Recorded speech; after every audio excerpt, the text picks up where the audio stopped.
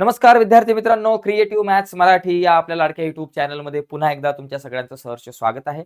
इयत्ता 10वी गणित भाग 1 वर चर्चा करतोय. परीक्षेला नेहमी येणारा प्रश्न या सीरीज मधला हा 33वा प्रश्न आहे. ही 33वी व्हिडिओ आहे. आज आपण संभाव्यता या प्रकरणातला एक महत्त्वाचा प्रश्न बघणार आहोत. जसं की एका पेटीत 15 तिकिटे आहेत. त्यातलं एक तिकीट यादृच्छिक पद्धतीने काढले असता दिलेल्या घटनांची संभाव्यता काढा. अशा प्रकारचा एक प्रश्न नेहमी येत जातो. 15 तिकिटाच्या ऐवजी कधी 20 तिकीटं असतात, कधी 35 तिकीटं असतात, कधी 30 तिकीटं असतात. तर हा प्रश्न खूप महत्त्वाचा आहे. तर पटकन पुढे जाऊयात. फक्त एक महत्त्वाची गोष्ट पुढे जाण्याच्या अगोदर सांगू इच्छितो. गणित भाग 1 आणि 2 मध्ये जर तुम्हाला कमी मार्क मिळत असतील, तर ही सीरीज संपूर्ण बघा. नक्की चांगले मार्क मिळतील. त्याचबरोबर आणखी जर का तुम्हाला काही महत्त्वाच्या मुद्द्यांवर चर्चा करायची असेल, महत्त्वाचे इम्पोर्टंट व्हिडिओ बघायचे असतील किंवा चांगले मार्क मिळवायचे असतील, तर गणित भाग 1 आणि 2 च्या व्हिडिओचा आपण एक स्पेशल कोर्स बनवलाय. तो कोर्स आपल्या ॲपवर तुम्हाला बघायला मिळेल.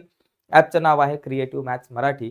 या ॲपची लिंक व्हिडिओच्या खाली डिस्क्रिप्शनमध्ये आहे किंवा प्ले स्टोअरला जाऊन तुम्ही क्रिएटिव्ह मॅथ्स मराठी टाकलं तर आपलं ॲप तुम्ही डाउनलोड करू शकताय. या ॲपमध्ये काय आहे की गणित भाग 1, 2 च्या प्रत्येक प्रकरणावर 3 ते 4 व्हिडिओज आहेत आणि या व्हिडिओमध्ये सगळी महत्त्वाची सूत्रे, संकल्पना यावर चर्चा केली आणि आतापर्यंत बोर्डाच्या परीक्षेला आलेल्या सगळ्या महत्त्वाच्या प्रश्नांवरती सुद्धा चर्चा झाली आणि 2026 च्या परीक्षेमध्ये नेमके कशा प्रकारचे प्रश्न येऊ शकतात या सुद्धा मुद्द्यांवरती या कोर्समध्ये आपण चर्चा केलेली आहे. आणि त्याचबरोबर रेग्युलरली लाईव्ह लेक्चरच्या माध्यमातून बऱ्याचशा गोष्टी तुम्हाला शिकायला मिळतील परीक्षेच्या अनुषंगाने. तर हा कोर्स परचेस करू शकताय तुम्ही. फक्त ₹49त हा कोर्स खरेदी करू शकताय. महिन्याला ₹49 भरायचे आणि गणिताचा खूप सारा अभ्यास करायचा या कोर्सवरती. तर चला आता हे गणित बघू. बघा एका पेटीमध्ये 1 ते 15 तिकिटे आहेत आणि या प्रत्येक तिकिटावर 1 ते 15 पैकी एक संख्या लिहिलेली आहे. त्या पेटीतून एक तिकीट यादृच्छिक पद्धतीने काढले तर तिकिटावरची संख्या ही समसंख्या असणे आणि त्याचबरोबर 5च्या पटीत असणे या घटनेची संभाव्यता काढा. तर सगळ्यात पहिली गोष्ट काय करायचं की बाबा मी इथं नमुना अवकाश काय लिहू हा सगळ्यात मोठा प्रश्न आहे. तर नमुना अवकाश काय लिहायचा तर 15 तिकिटे आहेत.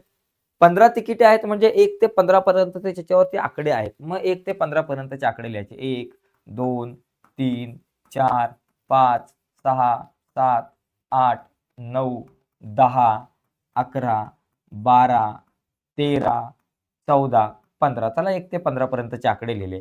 मग आता नंबर ऑफ एस बरोबर माझ्याकडे किती आलं 15 आलं. नंबर ऑफ एस बरोबर 15. आता नंबर ऑफ एस बरोबर 15 आल्यानंतर त्या घटना ज्या मला दिल्यात त्यातली पहिली जी घटना आहे बघा, घटना नीट समजून घ्या. पहिली घटना जिला आपण म्हणू घटना ए.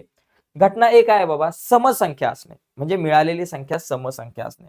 समसंख्या असणे.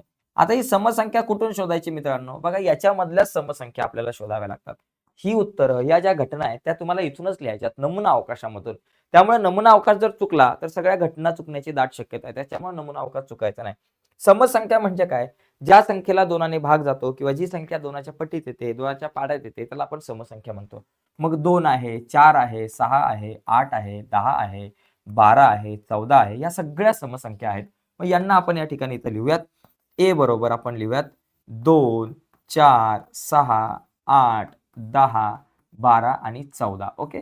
तसं बघायला गेलं तर 16 पण समसंख्या आहे, पण ती 16 याच्यामध्ये येत नाही. त्याच्यामुळे आपल्याकडे इथं नंबर ऑफ ए बरोबर आपल्याकडे किती आलं 7 आलं बघा. 1, 2, 3, 4, 5, 6, 1, 2, 3, 4, 5, 6, 7 झालं. आता याची संभाव्यता म्हणजे P of A.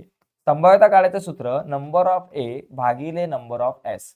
Number of A किती 7 आहे बरोबर, इथं आपण काढलं आणि नंबर ऑफ एस आपल्याकडे 15 आहे. ठीक आहे. तर ही एक घटना आहे. यानंतर घटना बी, दुसरी जी घटना आहे तिला आपण घटना बी म्हणू. याच्यात काय की 5च्या पटीत असणे, संख्या 5च्या पटीत असणे, संख्या 5च्या पटीत असणे, 5च्या पटीत असणे, पटीत असणे. आता कधी कधी 5च्या पटीत असणे ही संख्या म्हणजे कुठली की बाबा जी संख्या 5च्या पाड्यात येते तिला आपण म्हणतो 5च्या पटीतली संख्या. बघा 5च्या पाड्यात येणाऱ्या संख्या कुठल्या 5, 10 आणि 15 या तीनच संख्या मित्रांनो या ठिकाणी येतील. एक येईल आपल्याकडे 5, दुसरी येईल 10 आणि तिसरी येईल 15. तर इथे लिहायचं 5, 10, 15. 5, 10 आणि 15 म्हणजे आपल्याकडे नंबर ऑफ बी बरोबर किती आलं 3 आलं. आता याची संभाव्यता काढायची म्हणजे P of B. P of B काढायचं सूत्र काय बाबा, नंबर ऑफ बी भागिले नंबर ऑफ एस.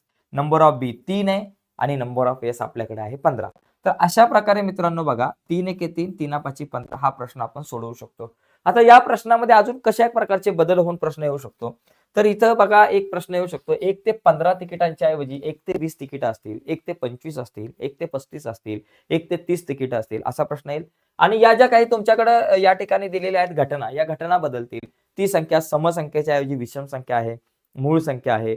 5च्या ऐवजी 3च्या पाड्यातली संख्या आहे किंवा 10 पेक्षा मोठी संख्या आहे किंवा 10 पेक्षा लहान संख्या आहे किंवा 10च्या पटीतली संख्या आहे. अशा प्रकारच्या मित्रांनो या ठिकाणी प्रश्न विचारले जाऊ शकतात, घटना विचारल्या जाऊ शकतात. तर याचा स्क्रीनशॉट हवा असेल तर तुम्ही घेऊ शकताय. आजच्या व्हिडिओमध्ये थांबण्याच्या अगोदर एक महत्त्वाची गोष्ट मित्रांनो, गणित भाग 1, 2 आणि त्याचबरोबर इतर सगळ्या विषयांचा जर का चांगला तुमचा अभ्यास व्हावा असं वाटत असेल आणि चांगला सराव व्हावा असं वाटत असेल, तर त्यासाठी आपल्याकडे प्रश्नपत्रिका असणं गरजेचं आहे.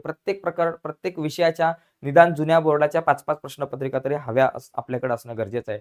आणि या प्रश्नपत्रिका जर तुम्हाला हव्या असतील आणि त्याचबरोबर तुम्हाला जर नोट्स हव्या असतील, तर त्या नोट्स तुम्हाला फ्रीमध्ये मिळतील. तर त्या कुठून आणि कशा डाउनलोड करायच्या हे मी तुम्हाला सांगतो. आपल्या वेबसाईटवरती जाऊन तुम्ही या नोट्स फ्रीमध्ये डाउनलोड करू शकता सगळ्या विषयांच्या आणि त्याचबरोबर प्रश्नपत्रिका सुद्धा. तर यासाठी आपण आता Googleला जाऊयात. आपल्या कॉम्प्युटर स्क्रीनवरती Googleला जाऊ आणि Googleला जाऊन चेक करू, की कशाप्रकारे या सगळ्या इम्पोर्टंट प्रश्नपत्रिका आणि नोट्स तुम्ही डाउनलोड करू शकता. तर चला जाऊयात आता आपण Googleवरती पटकन जाऊयात. तर नमस्कार मित्रांनो, जर तुम्हाला सगळ्या विषयांच्या जर का इम्पोर्टंट नोट्स हव्या असतील, त्याचबरोबर सगळ्या विषयांच्या तुम्हाला जुन्या प्रश्नपत्रिका हव्या असतील आत्तापर्यंत बोर्डाच्या परीक्षेला आलेल्या, तर तुम्हाला Googleला जाऊन फक्त टाइप करायचंय जुन्या प्रश्नपत्रिका. ओके. जुन्या प्रश्नपत्रिका असं टाइप करायचंय. जुन्या प्रश्नपत्रिका ज्यावेळेस तुम्ही टाइप कराल, त्यावेळेस तुम्हाला इथे बघा क्रिएटिव्ह मॅथ्स मराठी ही वेबसाईट तुम्हाला इथे दिसेल. यावरती आपल्याला जुन्या प्रश्नपत्रिकांवर क्लिक करायचंय. इथे जर तुम्ही क्लिक कराल, तर इथे बघा खाली तुम्हाला प्रश्नपत्रिका आहे. सर्व विषयाच्या मराठीच्या प्रश्नपत्रिका आहे, इंग्रजीच्या आहे. तर इथून तुम्ही प्रश्नपत्रिका डाउनलोड करू शकता. जसं तुम्ही मराठीवर क्लिक केलं ना, तर तुम्हाला या ठिकाणी इथं मराठीच्या सगळ्या विषयांच्या प्रश्नपत्रिका मिळतील बघा इथे. सगळ्या वर्षांच्या आत्तापर्यंत आलेल्या. तुम्ही मार्च 2024ला क्लिक केलं, की मार्च 2024 ची प्रश्नपत्रिका मिळेल. मार्च 2023ला क्लिक केलं, की मार्च 2023ला ज्या प्रश्नपत्रिकेवर क्लिक करेल, ती प्रश्नपत्रिका तुम्हाला इथे मिळेल आणि ही प्रश्नपत्रिका तुम्ही डाउनलोड करू शकता तुमच्या मोबाईलमध्ये फ्रीमध्ये. आता जर तुम्हाला सगळ्या विषयांच्या नोट्स हव्या असतील, तर इथे वरती बघा, इथे नोट्सचा ऑप्शन आहे. आता हा तुम्हाला मोबाईलमध्ये दिसणार नाही. मोबाईलमध्ये हे अशा प्रकारे आडवा इंटरफेस नाही दिसणार. मोबाईलवर तुम्हाला उजव्या बाजूला 3 आडव्या रेषा असतील बघा निळ्या जांभळ्या रंगामध्ये. त्या 3 आडव्या रेषांवर क्लिक केलं, की तुम्हाला नोट्स दिसेल आणि या नोट्सवर क्लिक केल्यावर तुम्ही आय-एम-पी नोट्सवरती यायचंय.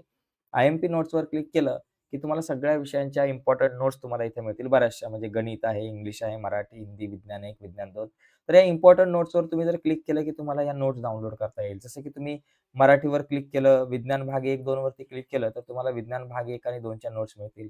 मग याच्यामध्ये बघा तुम्हाला कारणे द्याच्या नोट्स आहेत. कारणे द्यावर क्लिक केलं, की तुम्हाला कारणे द्या मिळतील इम्पोर्टंट अशी. तर बऱ्याचशा नोट्स आहेत. तर तुम्ही Googleवरती जा, जुन्या प्रश्नपत्रिका टाइप करा आणि या सगळ्या नोट्स ज्या आहेत त्या डाउनलोड करून घ्या. ठीक आहे मित्रांनो? धन्यवाद.